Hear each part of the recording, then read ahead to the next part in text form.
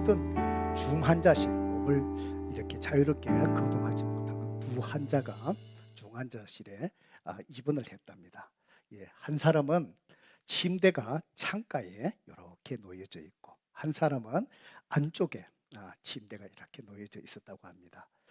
그래서 창가에 놓여진 이 환자분은 아침만 되면은 아주 힘든 마음으로 이렇게 몸을 침대에서 이렇게 세워갖고요, 창문 바깥을 내다보는 것이죠. 그러면서 이 안쪽에 있는 그 창밖을 보지 못하는 이분에게 들으라고 얘기를 합니다. 오늘 날씨가 참 맑고 좋아요. 바깥에 큰 호수가 이렇게 놓여 있고, 그 속에 남녀 젊은 두 연인이 걷고 있다가 지금 벤치에 앉아서 사랑을 속삭이고 있네요. 그러면서 날마다 창밖을 본 그 풍경들을 얘기해 줍니다. 안쪽에 누워 있는 이 중환자가 그 얘기를 들을 때마다 처음에는 마음이 허무댔겠죠. 자꾸 듣다 보니까 시기와 질투가 나는 거예요. 저 사람은 창가에 침대가 있어서 저런 풍경을 보는데 나는 왜 이 안쪽에 침대가 놓여 있어 그걸 보지 못하지? 그러다 보니까 어떻게 될까요? 자기도 모르게 시기하고 질투하면 그 사람이 미워지는 거예요. 그래서 창가에 앉은 사람이 미운 거예요. 그러다가 그날 밤에 어떤 일이 일어나느냐. 창가에 누운 환자가 막 신음을 합니다. 건강이 갑자기 나빠진 거예요. 침대마다 응급실에는 간호사를 부르는 응급벨이 있잖아요. 이걸 누르지 못할 정도로 응급 상황이에요. 막 괴로워합니다. 안쪽에 있는 사람이 그걸 들었고 그걸 인식을 했어요. 자기가 대신 벨을 눌러줄까? 그러다가 그 마음 한편에 악한 마음이 드는데 뭐죠? 이 사람이 죽으면 내가 창가에 그 자리를 내가 차지할 수 있는데, 그래 갖고는요, 누를까 누르지 말까 누를까 누르지 말까 결국은 안 눌렀어요. 그 사람이 죽어버렸습니다. 그 다음날 간호사들이 와서 시신을 다 처리하고 이제 그분을 모셔나가고, 그때에 이분이 간호사를 붙들고 얘기합니다. 저를 창가의 자리로 옮겨주세요. 그래서 이분의 침대를 창가로 옮겨준 거예요. 그래서 이제 바깥 풍경을 이제 나도 이제 볼 수 있구나. 몸을 찔러 세워갖고 창문 밖을 탁 내다봤는데 보니까 그분이 얘기했던 풍경이 하나도 보이지 않고요. 그 앞에는요, 큰 빌딩이 창문을 막아서가 있는 거예요. 성도 여러분들, 이 이야기가 우리에게 또 시사해주는 의미가 있겠죠, 그죠? 우리가 살아가면서 우리의 삶에도 이처럼 어떤 사람은 덜 환경 탓하고 눌려갖고요, 불평하고 원망하면서 살아가는 사람이 있습니다. 신앙생활도 그런 것 같아요. 항상 원망하고 불평하면서 이왕 봉사하는 거, 교회를 섬기는 거, 또 이런 사람이 있는가 하면은 반면에 또 똑같은 환경, 이런 일 저런 일이 있지만 환경에 영향을 받지 않고 오히려 그것을 긍정적인 삶으로 이렇게 바꾸어가는 그런 사람도 우리 가운데 또 있는 것 같습니다. 하나님이 우리 인간들을 창조하시고요, 또 하신 말씀 속에 이 세상의 모든 것을 다스리라 그러면서 또 무생물은 정복하고 또 생물들은 또 이렇게 다스리라 하셨습니다. 이 말이 바로 무엇이냐면, 오늘 제목에 비추어서 이 말씀의 의미가 바로 뭐냐, 우리가 어떤 환경 속에서도 절대로 눌리지 말고 집에 다스려 나가라 라는 그런 말씀이죠. 오늘 저와 여러분이 살아가는 삶을 보면은 우리의 삶이 항상 좋은 일만 있는 삶은 결코 아니지요. 우리 이민자의 삶이 그런 것 같습니다. 저도 이민 생활이 40년입니다. 오면서 이런 일 저런 일 다 겪어봤고요, 눈으로 보았고요, 우리 성도님들에게 일어난 일 이런 일 저런 일 제가 다 보았고요. 우리 이민 생활의 이 삶 자체가 항상 어려움의 연속인 것 같아요. 이 한 어려움이 끝나고 나면 이제 끝인가 싶은데 또 돌아서면 또 다른 문제로 또 고통당하고, 때로는 재정적인 문제로 고통당하고요. 때로는 건강의 문제로. 내가 이렇게 주님 앞에 헌신하고 봉사했는데 왜 다른 사람은 괜찮은데 나에게 이런 병을 주셨을까? 이것 때문에 또 괴로워할 때도 있고, 가정의 자녀의 문제로 잠 못 이룰 때도 있고요. 또 사람과의 또 관계의 문제 또 쉽게 깨어져 갖고요. 그것 때문에 고통당하는 사람들도 있고요. 또 가까운 사람들이 갑자기 내 곁을 떠나는 죽음의 문제, 이것 때문에 슬퍼하면서 눈물 흘 때도 많고요. 우리의 삶 자체가 항상 이런 어려움의 연속인 것 같아요. 이런 어려움의 환경들, 상황들, 이거는 내가 통제할 수 없다 할지라도, 불가피하게 나에게 다가오는 것이라 할지라도 저와 여러분이 우리가 할 수 있는 것은 딱 한 가지 있어요. 그것이 바로 무엇입니까? 환경을 대하는 자세입니다.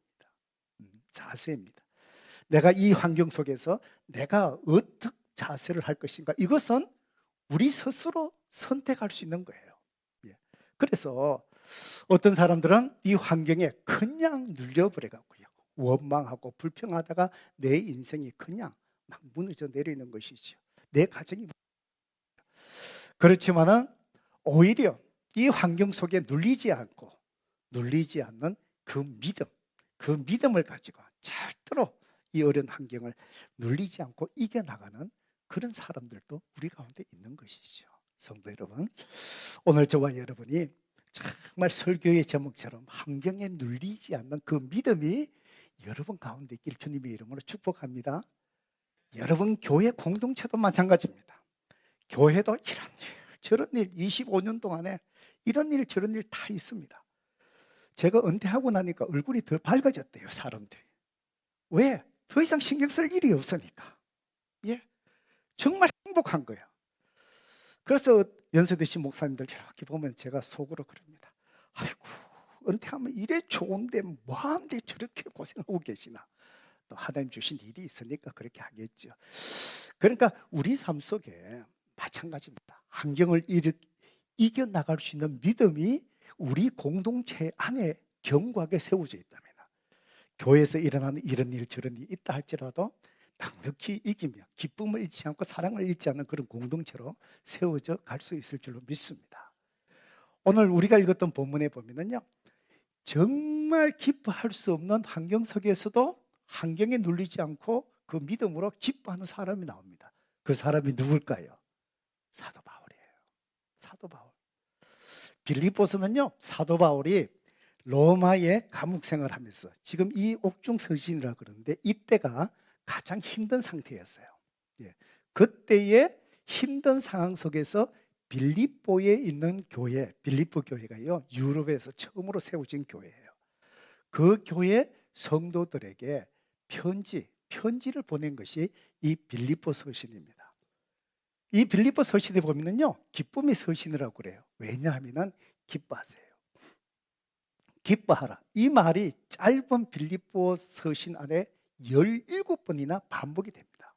그런데 사도 바울이 지금 현재 이 편지를 쓰는 이 환경이 기뻐할 수 있는 환경이나 절대로 그렇지 않습니다.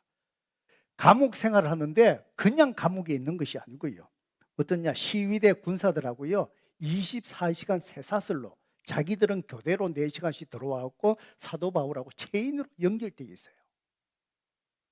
여러분, 잠잘 때에 조금만 몸부림 못 쳐면 어때요?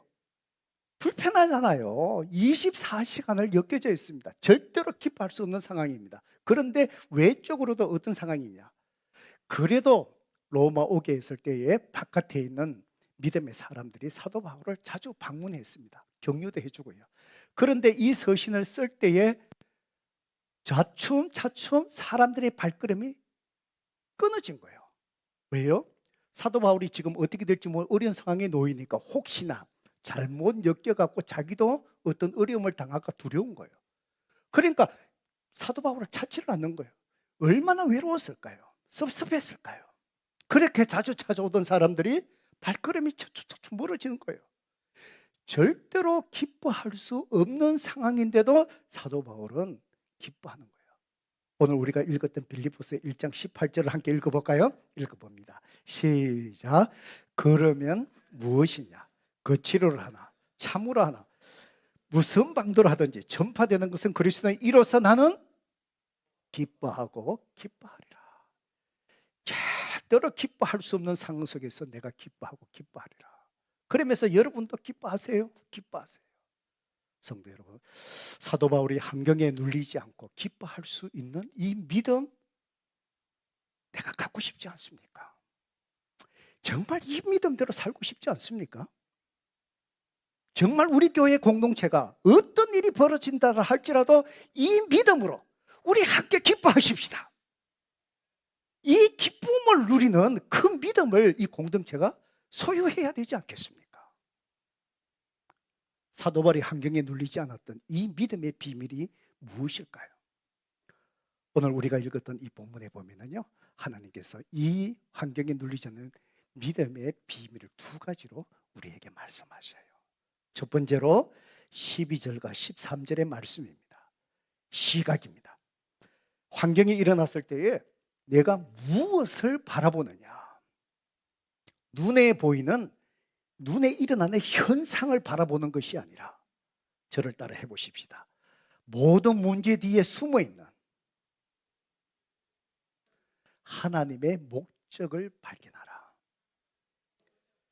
지금 눈에 보이는 그 자체에 이러쿵저러쿵 뭐가 잘못됐냐, 이러냐, 왜 이러냐, 원망 불평하는 것이 아니라 그 뒤에 숨겨져 있는 하나님의 섭리, 하나님의 목적, 하나님께서 이것을 통해서 무엇을 이루려고 하실까?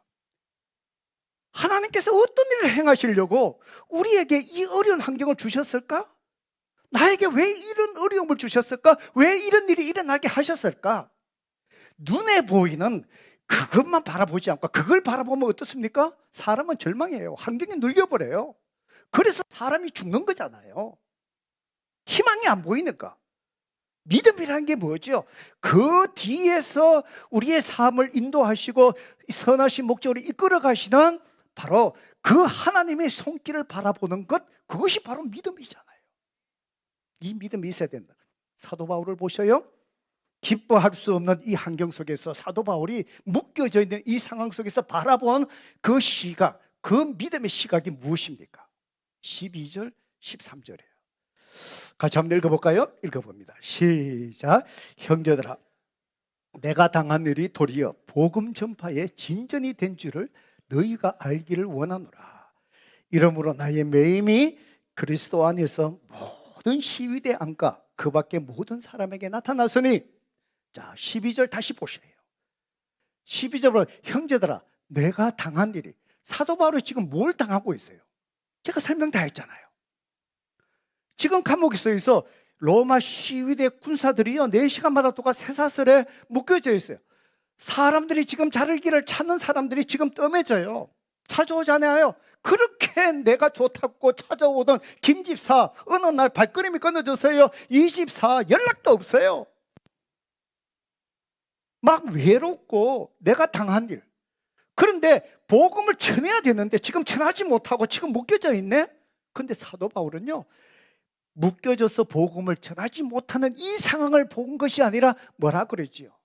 형제들아, 내가 지금 이런 상황이 도리어 복음 전파에 뭐가 됐다고요? 진전이 된다는 것을 아십시오.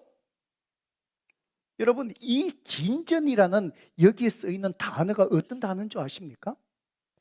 로마 군대가요, 정복 전쟁을 떠나기 위해서 강을 넘고 숲을 지나가요.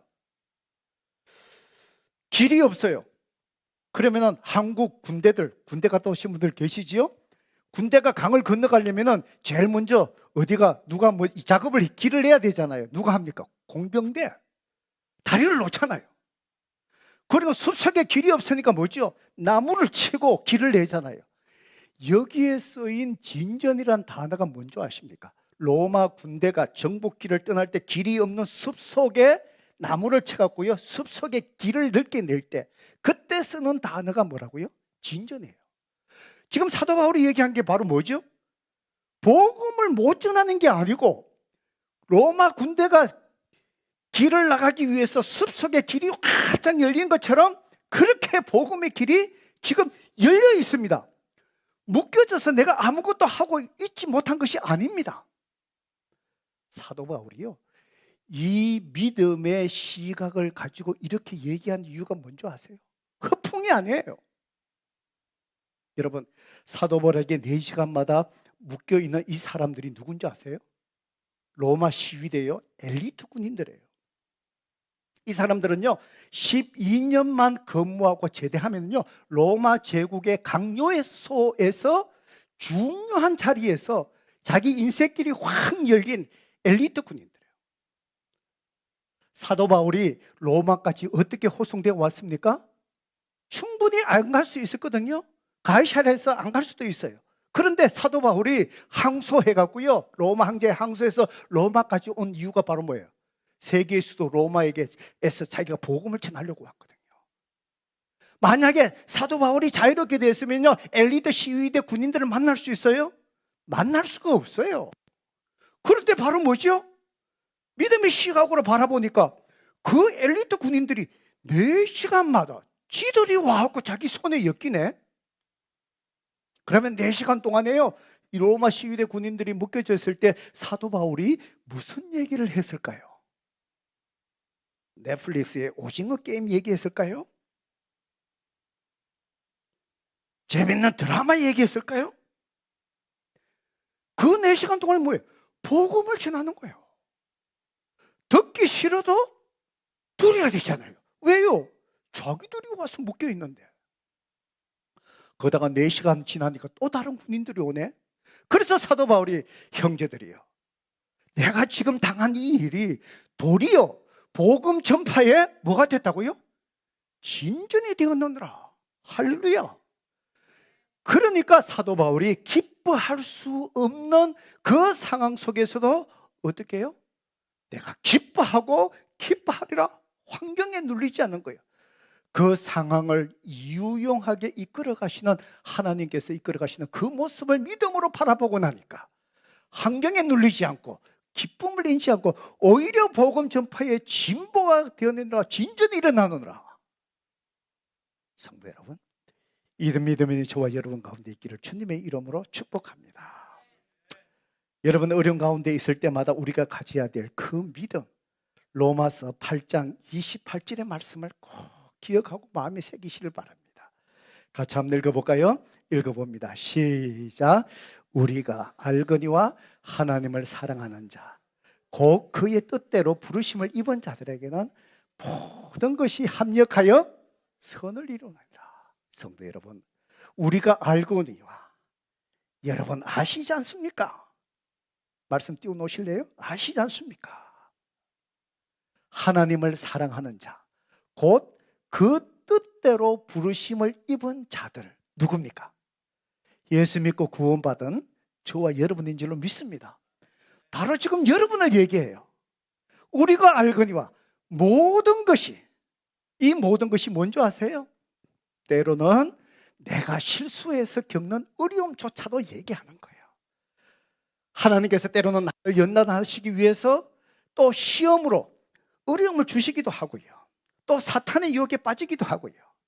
그거와 관계없이 내가 뭔가를 잘못 생각하고 기도하지 않고 서두르고 하다가 내가 문제를 만들고 겪는 어려움도 우리 가운데 많이 있잖아요. 그것이 무엇이라 할지라도 하나님을 사랑하는 자, 그 뜻대로 부르심을 입은 자, 우리 그리스도인들에게 그런 환경 모든 것을 하나님은 합력하여 선을 이루느니라. 이 말이 무슨 말입니까? 유익하게 이끌어 가신다, 이 말입니다. 우리 믿으시면 아멘 하십시다. 이 믿음을 가지셔야 돼요. 때로는요, 우리가 일어나는 일들이 왜 일어난지 몰라요. 암에 걸리는 사람들이요, 제일 먼저 하나님 앞에 몸부림치며 질문하는 것이 뭔지 아십니까? Why me? 왜 나에게 이 일이 일어났느냐는 거예요. 내가 누구보다도 신앙생활 투자라고요, 누구보다 교회를 위해서 더 헌신했고요. 그런데 그렇지 않은 사람은 건강하게 생활하는데 Why me? 하나님 왜 나에게? 욥이 몸부림친 게 그거잖아요. 욥기서에 Why me? 모든 사람이 질문해. 때로는 하나님은 그 이유를 설명해 주지 않아요. 분명한 것은 바로 뭐지요? 모든 것이 합력하여 하나님은 그 상황을 뭐 하게 하신다? 선을 이루신다? 유익하게 이끌어 가신 하나님이시다는 것이죠.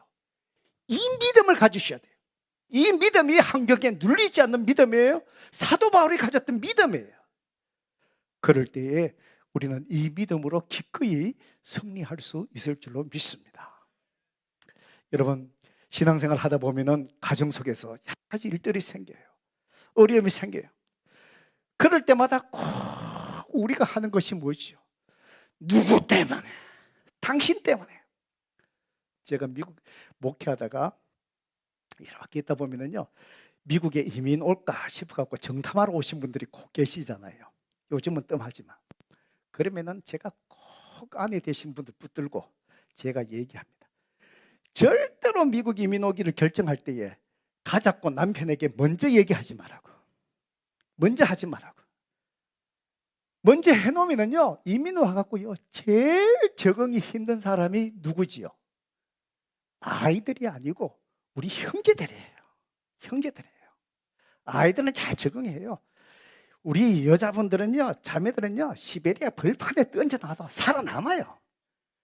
그런데 새로운 환경에 적응되지 못한 사람이 누구예요? 형제예요. 그래서 제가 어디든지 부흥회 갈 때 제가 꼭 아내를 데리고 갑니다. 혼자 못 가갖고요. 이 남자들은 다 그런 것 같아요. 아내가 없으면은, 어디 아내가 한국 나오고 남자 혼자 있으면 형제들 한번 보세요. 방황을 해요. 어디에 앉아야 될지, 뭘 먹어야 될지. 이게 적응이 안 돼. 그래서 이민 생활이 힘드니까 자매들에게 그래. 절대로 먼저 가자 소리 하지 마세요. 제가 수없이 봤거든요. 힘들면 뭐라 그랬죠? 당신이 가자 해갖고. 막 이러니까 막 가정에서 이 아내들이 말라 죽는 거예요. 절대로 얘기하지 마세요. 절대로 얘기하지 마세요. 성도 여러분, 그렇습니다. 오늘 우리가 교회 일 속에서도 이렇게 보면은요, 이런 일 저런 일이 많이 생길 수 있습니다. 그렇지만은 때로는 우리의 잘못으로 생길 수 있고 이런 일들 속에 생길 수 있지만 하나님은 이것을 통해서도 우리를 유익하게 이끌어 가시는 하나님이실 거야. 이 믿음 가지고 원망하고 비판하고 또 불평하기보다도 그저 하나님을 신뢰하고 기도하고 예배의 자리에 뜨겁게 예배하고 그때 하나님께서 환경에서 눌리지 않고 믿음으로 넉넉히 승리하게 하실 줄로 믿습니다. 그런 교회, 그런 성도 되기를 주님 이름으로 축복합니다.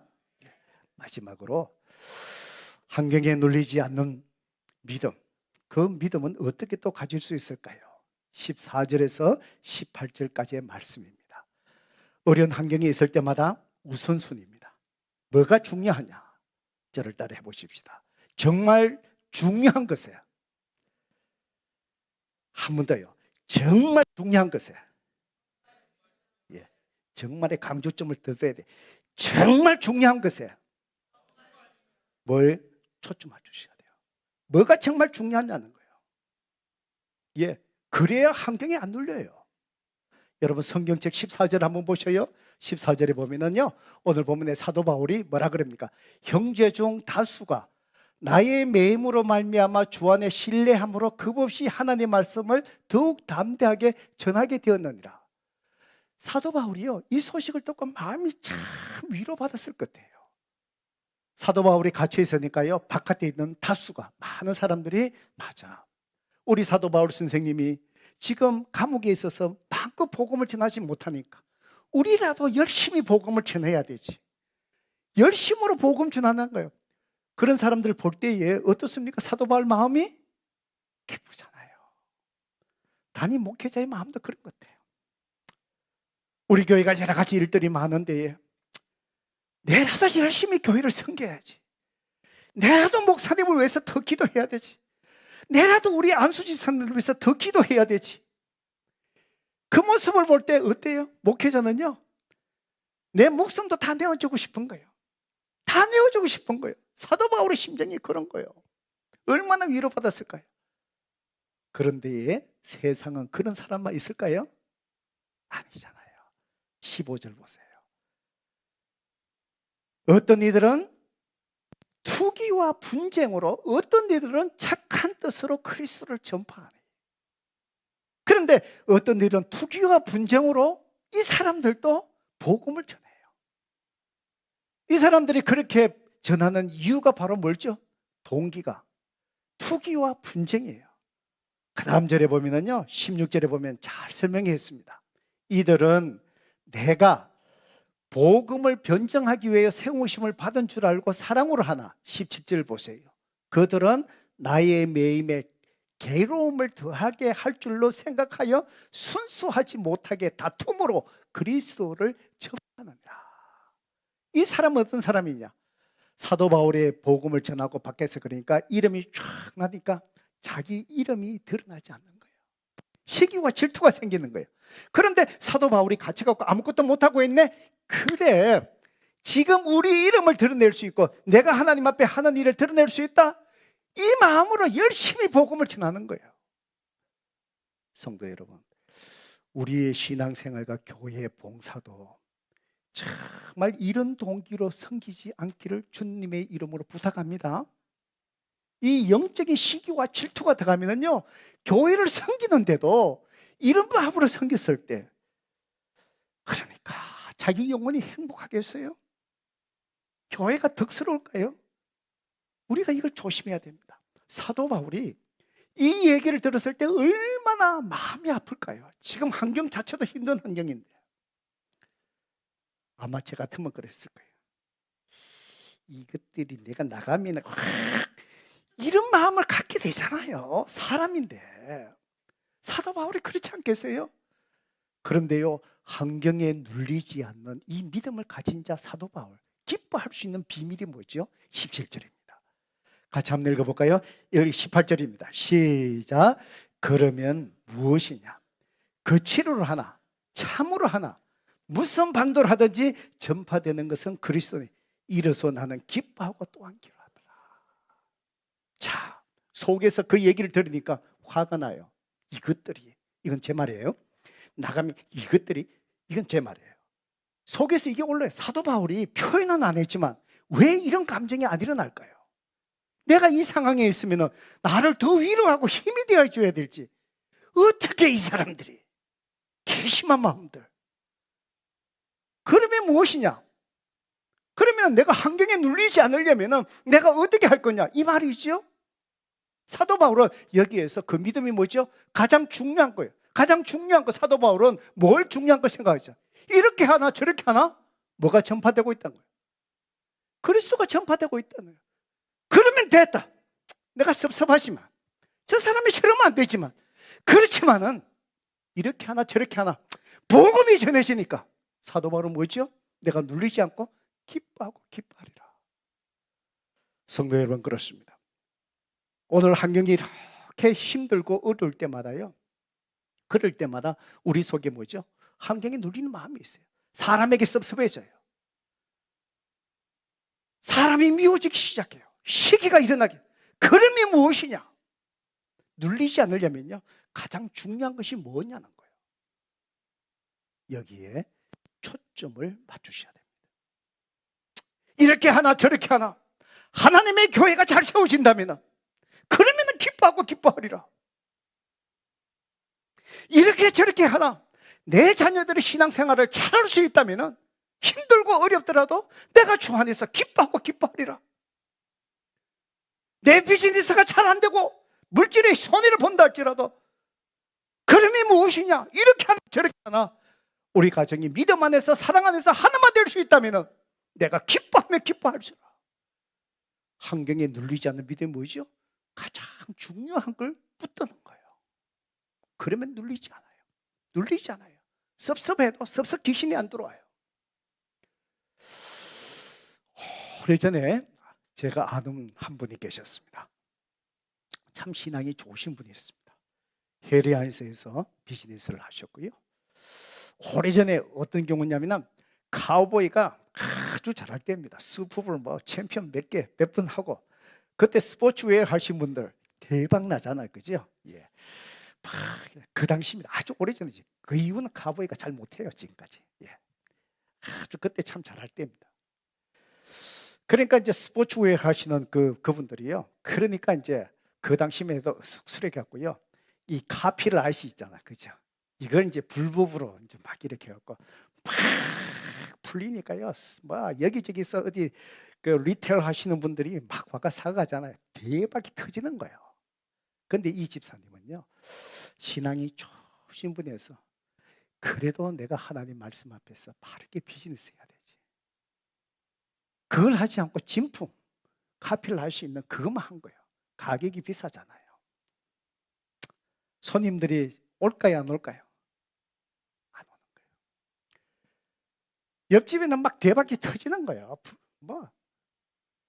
그러다가 시간이 지나니까 이분의 비즈니스가 안 되는 거예요. 렌트비도 내기 힘들어요. 두 부부가 함께 비즈니스에 모여서 하는데 렌트비는 감당해야 되고 결국은 아내가 바깥에 힘든 잡을 잡아갖고요. 일을 하고 거기에서 힘들게 벌여서 렌트비를 충당하고 또 가정을 이렇게 억지로 유지해 가는 거예요. 얼마나 고통스러울 거예요. 환경에 눌릴 수 있잖아요. 내가 하나님 말씀 이렇게 해서 내가 뭘 한단 말이야. 포기하고 싶잖아요. 나도 그 사람들처럼 그렇게 하고 싶잖아요. 이 환경이 나를 누르려고 할 때 중요한 게 뭐라고요? 하나님 앞에 뭐가 중요하다는 거예요. 이분은요, 힘들어도 와이프가 다른 일을 하면서 고통스러워도 하나님의 말씀대로 내가 그 가치를 어기지 않고 말씀대로 살겠다는 거. 여기에 끝까지 초점 맞춘 거예요. 우리가 주님을 따라가는 길에 영광도 있지만 사도 바울의 고백처럼 우리가 기꺼이 감수해야 돼. 내가 져야 될 십자가, 고난도 있는 줄로 믿습니다. 이것이 우리가 짊어져야 될 고난이에요. 얼마나 힘들었을까요? 보는 사람들도 힘들고요. 그런데 어느 날 강교회 기관에서요, 단속이 나온 거예요. 미국은요, 카피라이트 어기고 하는 거 이걸 굉장히 무섭게 대하잖아요. 그 가게들이 다 문을 닫아버린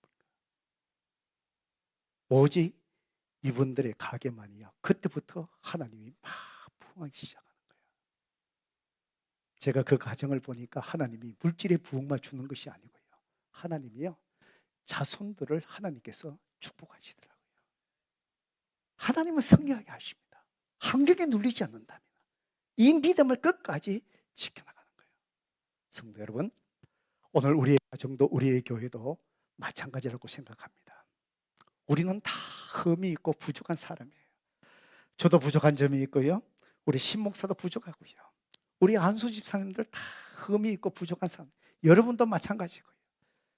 공사장에 가면은 다 부족하다 보니까 불편합니까? 안 불편합니까? 불편하지요. 그래서 때로는 서로 부족하다 보니까 때로는 불편한 점이 있을지도 몰라요. 그렇지만 그때마다 우리의 공동체는요, 환경에 눌리지 않는 믿음을 가지셔야 돼요. 그 믿음이 뭐라고요? 시각, 무엇을 볼 거냐는 거예요.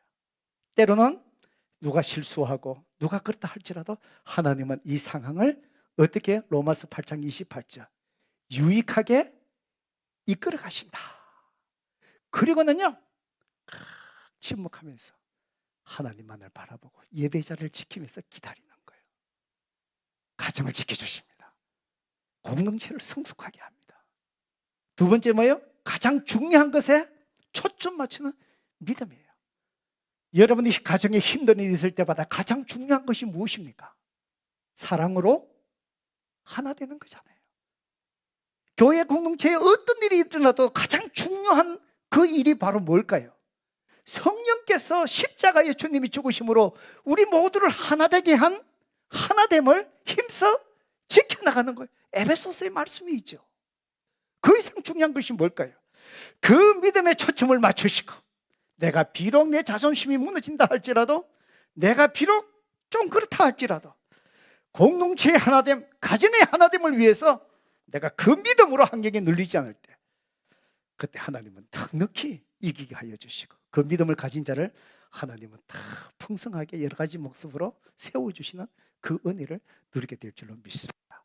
오늘 그 믿음이 저와 여러분에게 있기를 주님의 이름으로 축복합니다. 그 믿음이 새로운 일을 시작하게 하시는 여러분의 공동체에 그 믿음이 견고하게 세워지기를 주님의 이름으로 축복합니다.